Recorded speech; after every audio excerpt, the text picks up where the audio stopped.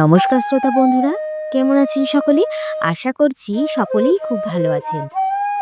আমিও খুব ভালো আছি।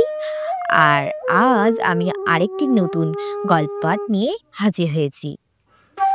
আমার এই চ্যানেলে নতুন নতুন গল্প পাঠ করে শোনানো হয়। এটি একটি ভৌতিক গল্প। এই গল্পটির নাম মধ্যরাতের আতঙ্ক। এই গল্পটি গ্রাম বাংলার একটি ভৌতিক গল্প। কণ্ঠে রয়েছি আমি, সুমনা। আর আপনাদের যদি এই গল্প পাঠ ভালো লেগে থাকে তাহলে আমার চ্যানেলটিকে অবশ্যই সাবস্ক্রাইব করে রাখুন, কারণ এমন নতুন নতুন গল্প পাঠ নিয়ে আমি প্রায়শই হাজির হই। চলুন তাহলে আর বেশি দেরি না করে মূল গল্পে প্রবেশ করা যাক। আজকের আমাদের গল্প মধ্যরাতের আতঙ্ক, লিখেছেন অঞ্জন কুমার। ভুবনবাবু অনেক কিছু বিশ্বাস করে, কিন্তু ভূত বা ভগবান কোনোটাই বিশ্বাস করেন না। জীবনে অনেক দুঃখ কষ্টে পড়েছেন, কিন্তু কখনো ভগবানের নাম নেননি। আসলে খুব ছোটবেলায় উনি খেলতে খেলতে মায়ের একটা সোনার চেন হারিয়ে ফেলেছিলেন। মা সোনার চেনটা টেবিলে খুলে স্নান করতে গিয়েছিল। সেই সুযোগে ছোট্ট ভুবন চেনটা নিয়ে খেলছিল। খেলতে খেলতে ছোট্ট ভুবন চেনটা হারিয়ে ফেলে। তারপর কিছুক্ষণ খোঁজাখুঁজি, খুঁজে না পেয়ে মায়ের মারের ভয়ে সরল বিশ্বাসে ঠাকুর ঘরে প্রণাম ও কেঁদে ভাসানো। কিন্তু ঠাকুর এমনই পাষাণ, ছোট ভুবনের অতক্ষণ কাদা সত্ত্বেও হারিয়ে যাওয়া জিনিসটা ফেরত দিল না। তারপর যা হয়, বাবা মা দুজনে হাতে উত্তম মধ্যম ঠেঙানি। সেই থেকে ভুবনবাবু ভগবানে আর কখনো বিশ্বাস করেন না। ছোটবেলায় সেই অবিশ্বাস বয়স বাড়ার সাথে সাথে আরো পাকা হয়েছে। সেই সাথে ভূত প্রেত ইত্যাদি সব কিছুতেই বিশ্বাস চলে গেছে। এখন ভুবনবাবুর বয়স 65। একটি বেসরকারি ফার্মে চাকরি করতে অবসর নেবার পর কিছুদিন ঘরে বসেছিলেন। কিন্তু যারা কাজ পাগল মানুষ তাদের ঘরে মন টিকে না, তাই আবার চাকরির চেষ্টা।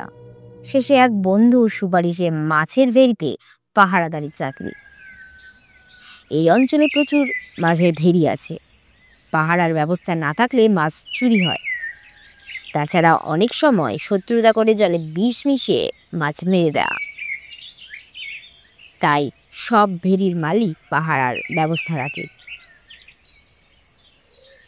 ভুবনবাবুকে নিয়ে দুজন পাহারাদার। ভুবনবাবু দিনের বেলা আর হরিহর বলে একজন বিহারি রাতের বেলা থাকে। 12 ঘন্টা করে ডিউটি। কাজে লাগার পর দিনগুলো ভালোই কাটছিল। ভুবনবাবু বিরাট জায়গা নিয়ে মাছের ভেড়ি, 4 চৌকো আকৃতির। একদিকের পাড় থেকে খানিকটা সেতুর মতো পাড় ভেড়ির মাঝামাঝি পর্যন্ত এগিয়ে গেছে।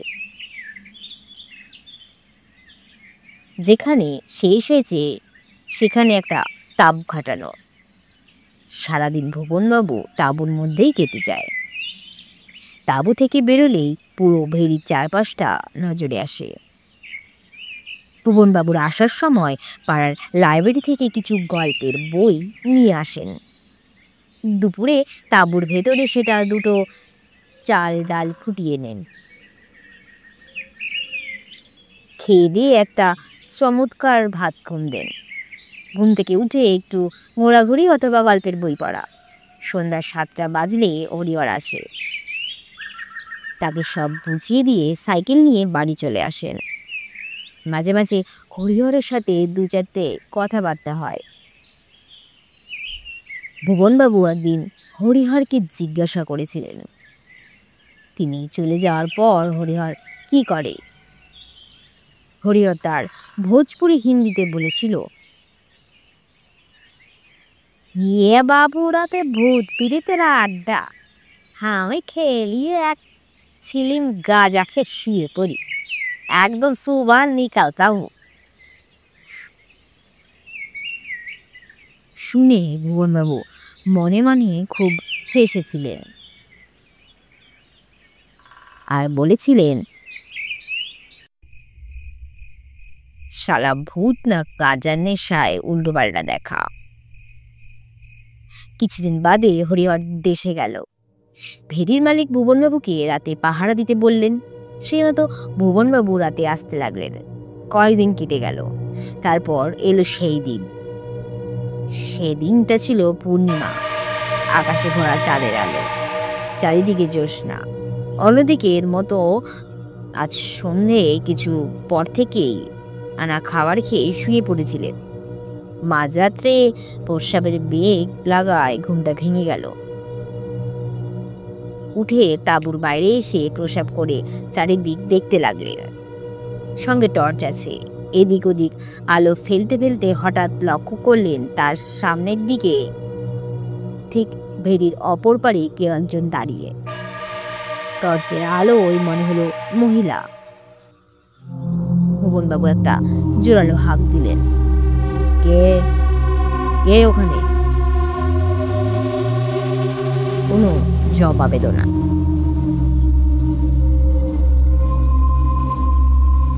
কোনো জবাব এলো না।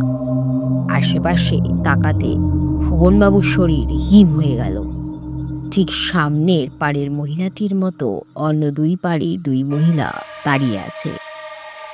ভুবনবাবুর শরীর দরদর করে ঘামতে লাগলো। হঠাৎ সামনের মহিলাটি জলের কাছে এলো। তারপরে ভুবনবাবুকে অবাক করে দিয়ে জলের উপর দিয়ে ভুবনবাবুর দিকে হেঁটে আসতে লাগলো। সাথে সাথে পাশের দুই পাড়ের মহিলা দুটিও জলের উপর দিয়ে হেঁটে আসতে লাগলো।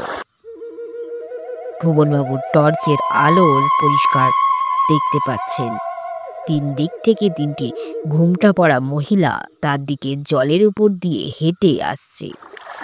ভয়ে ভুবনবাবুর শরীর থরথর করে কাঁপতে লাগলো। মুক্তি চাপা আর্তনাদ বেরিয়ে হঠাৎ টর্চ পড়ে গেল। তিনি ঘুরে পিছন ফিরে দৌড়াবার উপক্রম করলেন, কিন্তু পারলেন না।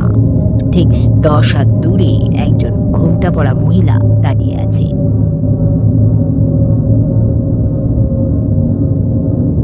পরের দিন সকালে ভেরির এক কর্মী ভুবনবাবুর মৃতদেহ আবিষ্কার করল। পুলিশ এলো একটু বেলায়। থানার অফিসার ভেরির মালিকের অফিসে চা সিঙ্গারা দিয়ে জলযোগ করতে করতে বললেন, ওনার মনে হয় হার্ট অ্যাটাক হয়েছে আর দুর্বল ছিল, কোনো কারণে ভয় পেয়ে হার্ট ফেল করেছেন।